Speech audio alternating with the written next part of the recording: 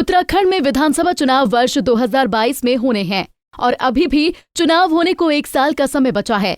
लेकिन उत्तराखंड कांग्रेस पार्टी में कौन बनेगा प्रदेश का मुख्यमंत्री की दौड़ अभी से शुरू हो चुकी है और पार्टी के नेता अपने आपस में ही एक दूसरे से सार्वजनिक मंचों पर लड़ रहे हैं। दरअसल पौड़ी गढ़वाल में सोमवार को प्रदेश प्रभारी पौड़ी राजेंद्र भंडारी और नवीन जोशी कार्यकर्ताओं की बैठक ले रहे थे। इसी दौरान मंच से पूर्व विधायक श्रीनगर गणेश गोदियाल के द्वारा हरीश रावत को सीएम बनाए जाने को लेकर प्रस्ताव पास करने की बात कही, जिसके बाद कांग्रेस के पूर्व दायित्वधारी राजेंद्र शाह ने इस बात का विरोध कर दिया।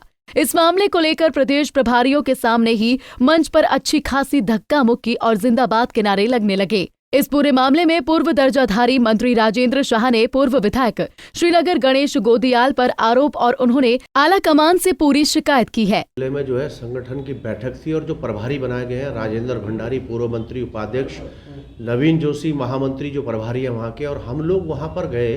पूरे कार्यकर्ताओं में जोश और खरोश था, लेकिन दुर्भाग्य ये है कि एक तरफ हाईकमान की तरफ से आदेश स्पष्ट आ चुके हैं। मैं ये कहूं कि सोनिया गांधी और राहुल गांधी जी के प्रतिनिधि देवेंद्र सिंह यादव जी ने बहुत स्पष्ट कर दिया है कि चेहरे पर चुनाव नहीं होगा।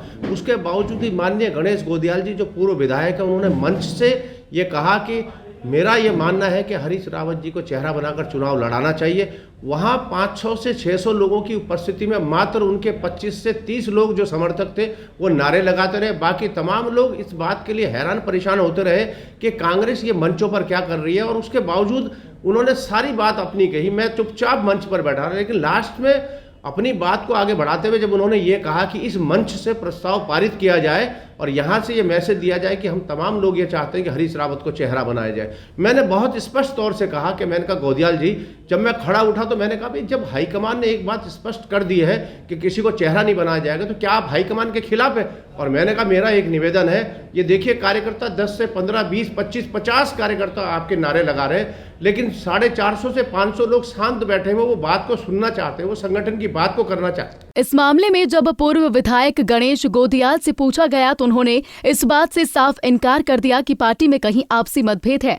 साथ ही उन्होंने हरीश रावत को चेहरा घोषित करने को लेकर इससे अपना व्यक्तिगत मत बताया है कि मैं इस बात से सहमत नहीं हूं कि कोई घमासान हुआ। ये बैठक के दौरान तमाम कार्यकर्ताओं की मनोइच्छा ये थी कि हाईकमान तक इस बात को पहुंचाया जाए कि हरीश रावत जी आने वाले विधानसभा चुनाव में मुख्यमंत्री के तौर पर उनको घोषित किया जाए, उनको प्रोजेक्ट किया जाए। ये आम कार्यकर्ताओं की इच्छा थी, जिसको किसी एक व्यक्ति ने इस पर अपोज किया।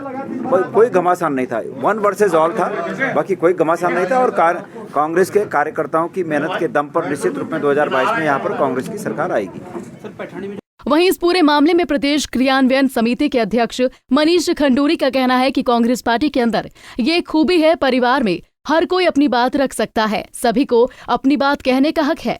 नहीं, देखिए ऐसा है कि कांग्रेस पार्टी में सबसे बड़ी जो हमारी जो एक खूबी ले लीजिए कि इसमें हर एक आदमी को अपनी आवाज़ उठाने का हक रहता है और अपने मुद्दे आगे जनता के सामने लाने का हक रहता है। ये दूसरी पार्टी में कहीं नहीं है। मेरा ये मानना है कि देखिए जो हमारा परिवार था, परिवार में कुछ लोगों ने आवाज़ उठाई, उसका जवाब भी हुआ।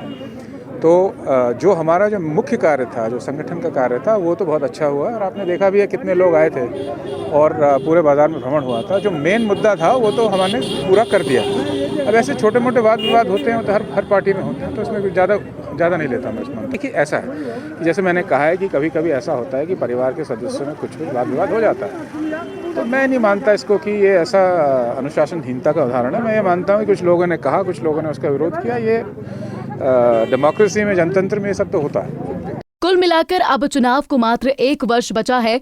ऐसे में 2022 के चुनाव में अपनी जीत का दावा करने वाली कांग्रेस पार्टी फिलहाल अपने अंदर ही जंग लड़ रही है। अब देखना होगा ऐसे में 2022 का चुनाव पार्टी के लिए कितना मुश्किल पैदा करने वाला हो सकता है। पंजाब केसरी टीवी के लिए देहरादून से कुलदीप रावत की रिपोर्ट।